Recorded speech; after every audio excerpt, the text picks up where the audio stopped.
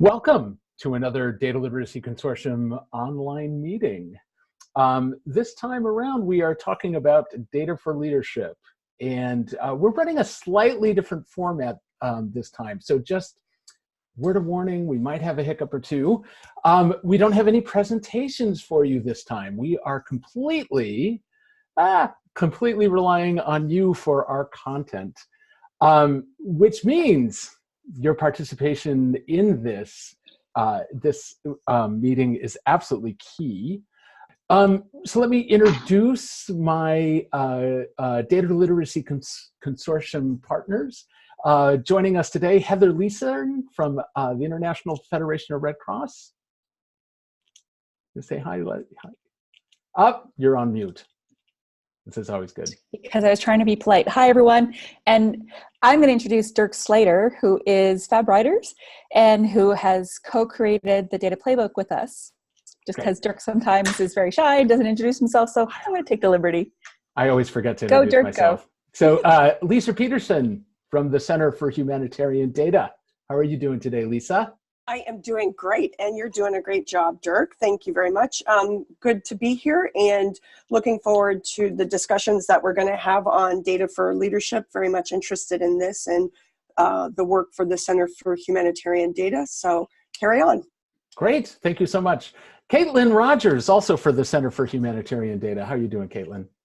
I am very, very well. How are you? Well, after that perky hello, I am super good. Also joining us today, so we are so grateful that we have some group leaders to help us out with a small group session. So I want to introduce them. Jen Chan, you want to say hello? Hi, everybody. It's nice to be here. I look forward to chatting with you all. Fabulous. Tim Geber from Hivos, how are you doing? Hi, everyone. I'm doing great, even if it's really warm in The Hague, like unexpectedly warm, but we're making do. Better than, the winter and the cold. Yeah, that's debatable, but there you go. Mor Rubinstein from 360 Giving. How are you doing today, Mor? Good. It's a tropical weather here today in Manchester, so that's a really funny thing, but everything is great. That's super good. And also joining us, Samhir Vasdev from IFRC. How are you doing, Samhir? Doing well, folks. Really excited to be here. Great. So, like I said, these folks are our group leaders, and we are going to be putting them into play in just a few minutes, and with you to learn more about data for leadership. So the way it's going to work, I'm doing these welcomes and introductions. After that, Heather's going to talk a little bit about the Data Literacy Consortium and what it is and why you should care about it. We are then going to do the small group breakouts, and during that, you're going to talk about best practices for data for leadership. You're going to share some resources. You're also going to talk about key questions that need further resources and evidence. And we're going to make sure that you take notes during all of those small groups. The hope is for us, basically, we are doing these meetings so that you meet other data literacy practitioners, that you can join people up in your pathways and learning about data literacy. And then the other thing that we are hoping, our evil plan, is that we get a really good blog post out of this that we can put on the Data Literacy Consortium website. And I'll tell you more about that after the call. But with that, let me turn it over to Heather to tell you a little bit more about the Data Literacy Consortium. Thanks, Dirk. And again, I'm just really thankful that Dirk can manage and help us coordinate. Now, we are going to be doing small group discussions because we know that each one of us has different expertise and experience. And I'm going to just give you kind of 2 insights or 3 insights that we found at the Red Cross Red Crescent, and then why we're doing Data Literacy Consortium with our partners at Center for Humanitarian Data and Fab Writers. So first, we created the data playbook really for the Red Cross Red Crescent for our leaders. They had lots of questions that if you could please mute yourself, that would be helpful. We created this with hundreds of volunteers across the world because they really just wanted to be able to share best practices around it. We did that, and we've integrated it into our training for health, for cash, for monitoring evaluation, for emergency response, and then for innovation. And so we use this as a practice to kind of reach our audience. But on that journey, we also made it open for everybody to use and edit. And we did some joint workshops with the Center for Humanitarian Data, and we learned a lot from each other as people who are trying, our organizations are slightly different, but there was a lot that we could do. And when we published it, people started contacting me. Some of you people started contacting me saying, hi, can you help us? Can we talk about this? And so we thought, well, since we're talking about this, maybe we're not the only people. And frankly, the best way to work as an organization is to use what's out there and use best practices. So we decided in a pin almost a year ago, we got together with FabWriter and Center for Humanitarian Data and said, how would we work on this? Well, we didn't put any budget against it. What we did is we said, let's just convene a bunch of phone calls and say, here's the top topics that we think we might have a shared journey on, and then co-create it with people. This is the 4th of 6 calls that we've agreed to do. And each time we found that people are learning from each other and they have lots of questions. And so we've agreed to kind of keep convening the network as the Data Literacy Consortium. And so we're not a formal entity. We don't have any budget. It's just a bunch of people who feel like we need to kind of talk about this together and share best practices. So with that, I'd rather than talking about what the consortium is, I'd rather deliver in a learn by doing way with our colleagues and our allies. So with that, maybe I can turn it back to Dirk and he can explain what's going to happen next. But just one very last thing. The Data Literacy Consortium is really about what you need from it and what we can do together. And so we're still looking, it's still in edit mode. And just remember that this is yours to make or to shape in ways that we need to. So over to you, Dirk. All right. You guys, we are so grateful. I cannot tell you how exciting it was to be able to see all of these notes flowing from each of the groups. So we are ever so grateful. As I put in the broadcast thing, our task now is just to do some quick report backs. We don't need details because you guys have got a great amount of detail in the Google Doc. And again, absolutely grateful for that. But what would be super nice to hear is a reflection from each group, a takeaway, a major aha that you might have had from your group. Would love to hear that. I'll report back. Okay, Lisa, go ahead. Yeah. Great.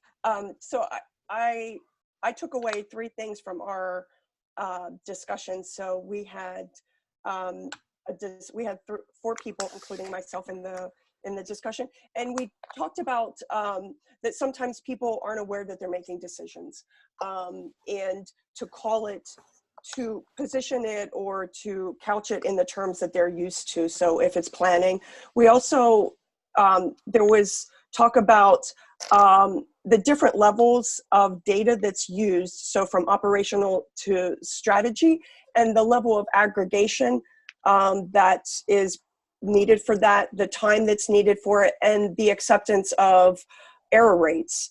It varies along those different levels, so from going from operational to strategy. And we talked about data culture, that data culture isn't, the best approach isn't always from a top down, that bottom up and having organically grown data cultures can be just and more effective. And also that proving, we're information managers, but as information management kind of goes out into different levels, higher levels of decision making, that spreads the ideas and the value of a data culture and data informed decision making. If I've missed anything, please add. That was actually perfect because that was nice and concise. So let's get another group, and going back to Jen, do you want to do a quick report back for us from your group? Sure, I'll do a quick report. So we'll start with just a brief note on details, big picture, stories, and then people. So we did talk about accessing the data, but how do we access it from communities? How do we format it in a way that means something for data managers? And the big picture was talking a lot about trust and conversations between people. How do you have those ongoing conversations with government officials who are in management and decision-making levels? What goes into that? We had some stories about that sort of broaden our understanding and put some diversity into how we think about data for leaders and managers.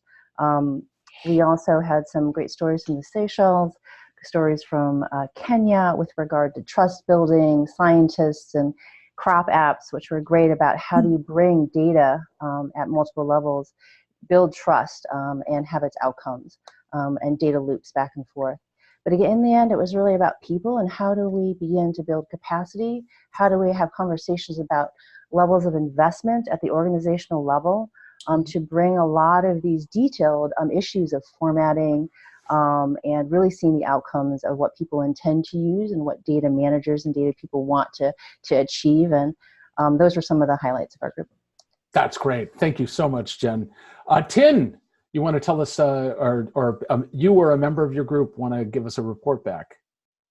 I was also a member of my group, but I had a wonderful group. I don't know if it was the best group, but it might have been the best group. Is there anybody from the group who would like to give us some aha moments?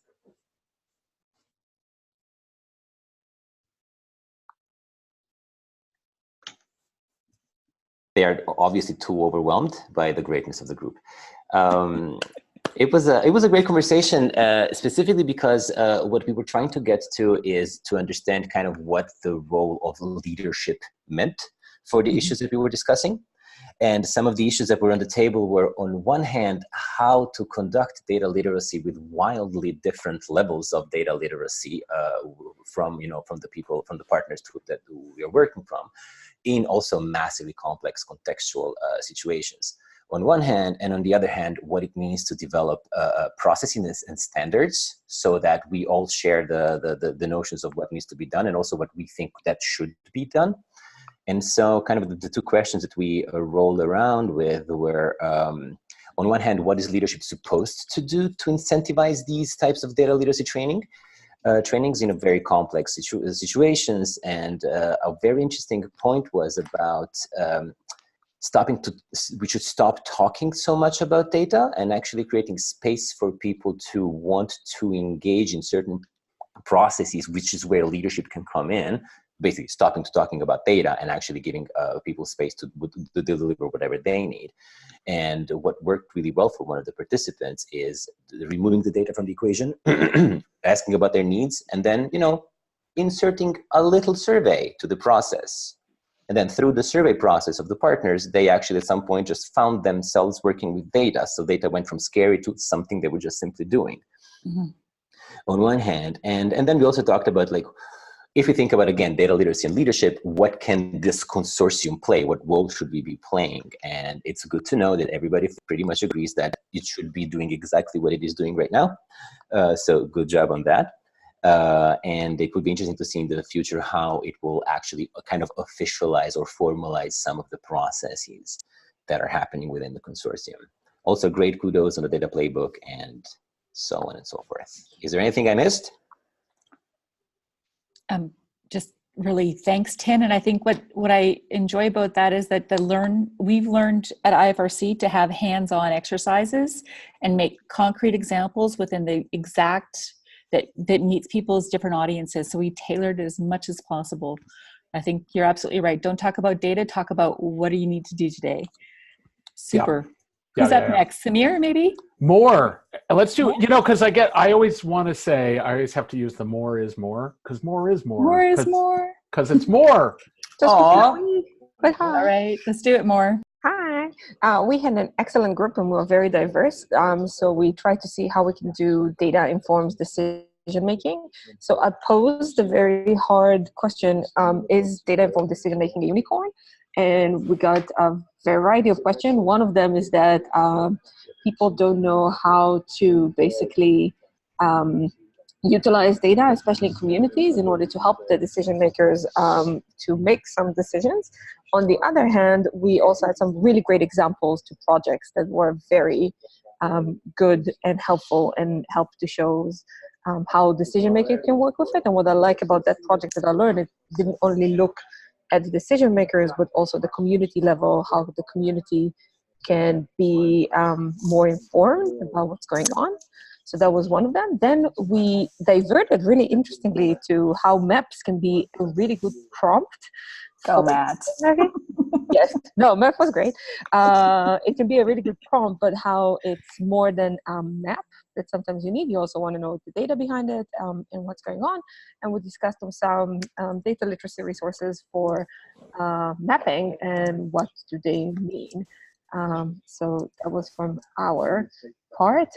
There's still a lot to explore over there, but we put some resources in the Google Doc, so you can have a look. Great. Thank you so much. That's fantastic. Samhir, last but not least, how was your group? What any key takeaways or ahas from you guys? Yeah, happy to share. And group members, please feel free to chime in. First thought was that we had a great diverse group from, I think, people based in Jamaica, Rome, Amsterdam, and the US. We did have a ghost participant, someone named Yassine on the Google document is written in our group. We didn't have the pleasure of having Yassine in the actual group, but Yassine, you're always welcome in our group whenever you'd like. 4 points I'd like to share, and again, group members jump in when I forget or butcher something.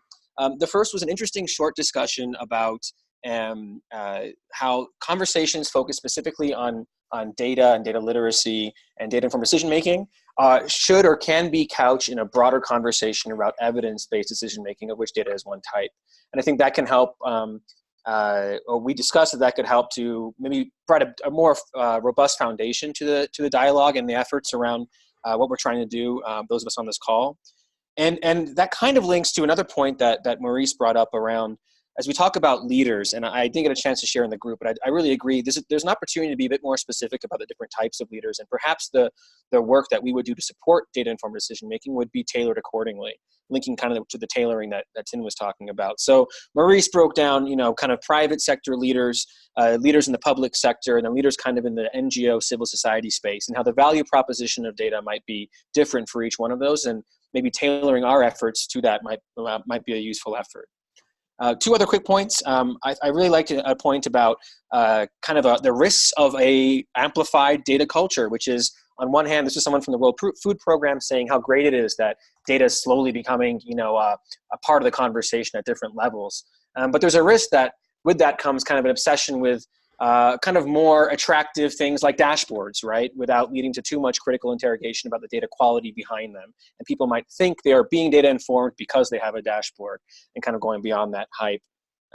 Last thing in the section of what we'd like to see more of in this space is kind of examples of leaders in these different types of organizations, because for whatever reason, having a change in the perceived value of data and of data literacy and of the value of cultivating data literacy. So what have been some success stories is a question we have, where there's been some real pivots in a particular leader or a group of leaders within an organization, and what might have been the catalyst for those pivots. 4 points I wanted to close there. Hope I did okay, group. Please jump in, including you, Yassine, if you'd like.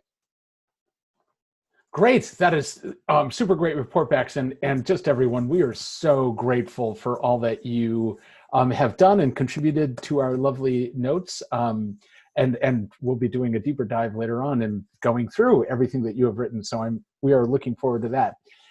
Heather, do you want to give us a quick update on what is next for our lovely Data Literacy Consortium? So first, you are the reason we're doing this. I'm really super excited that you had some rich conversations with people you hadn't met before.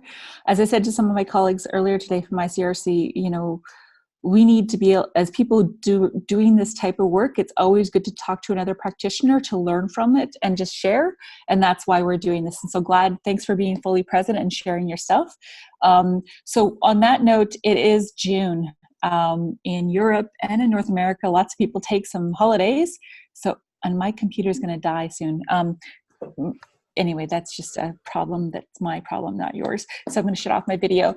The next steps are really that we're going to take a summer break, and that we've said that we're going to have a couple more sessions in the fall. But summer break does not mean that we go away. All of us are doing program planning and project planning and delivering stuff throughout the year. So with that, we would encourage people to be able to share maybe perhaps blog posts to the Data Literacy Consortium. We also have a mailing list. So we're looking for guest articles and again, ways for us to share kind of content.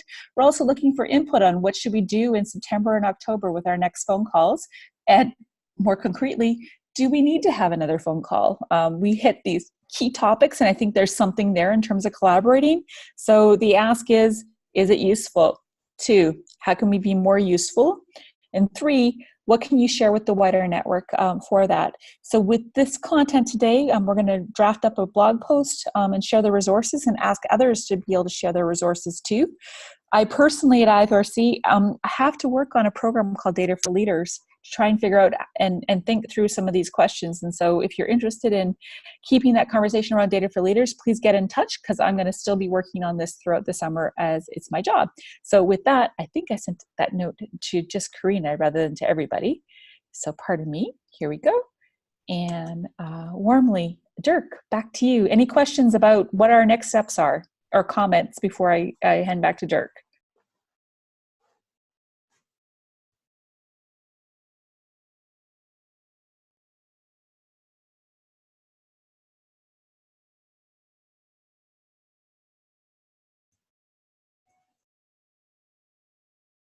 Okay, should I? Back to you, Dirk. Back to me. Folks, oh my gosh, what a fantastic hour this has been. I just really want to say thank you so much, all of you, for coming and contributing. Particular thanks to my partners, Heather, Katelyn, and Lisa. But Tin, Samhir, Mor, Jen, thank you so much for coming and running these groups. And then again, I'm just, if we can keep having this caliber of people showing up and sharing, that would be fantastic. In terms of next steps, things that you might want to do next, one thing I just want to point out, Mor, you brought up the unicorn. And I have to say, there is quite a big unicorn that we haven't discussed, which is what is leadership and what does leadership look like. And Nice. for those of you that are interested in leadership, I did a great online discussion just over a month ago with Gunnar about what facilitative leadership looks like. One of my favorite quotes from that was, disempower those that are building individual power and empower those that are building power for the collective. Don't know if he had like a particular US president in mind in that, but there's a lot of helpful hints in terms of what makes a good facilitative leadership. And I hope in my heart of hearts that when we are talking about data for leadership, that's the kind of leadership we are trying to support with data, and helping facilitative leaders be more data informed, and also include lots of people in that data journey, so that it is more of a joint collective process. Just we got to do quick, Heather had mentioned different things to share, things that you might want to be putting out, both in terms of blog posts and your own work. We would be super grateful. We have a mailing list, and we have called it share@dataconsortium.net. The reason we call it share is we are hoping that you will share about your data literacy activities, and in particular outputs and resources that you are working on, so that we can stay up to date. In the Google Doc, I have put subscribe here for those of you that aren't subscribed to it. So please do that, and please share. And also do check out our website, www.dataconsortium.net. If you do have blog posts you want to put there, we are just starting to build it and put it out. We are really curious about how we can make that into a real resource for those of you that are in the community. And also via all of those mechanisms, do share with us any other further thoughts you might have in terms of how the Data Literacy Consortium can help you. A point about the recordings, just wanted to make clear, the small groups, we didn't record your small groups. Apologies for that. I know they were great. Oh, phew.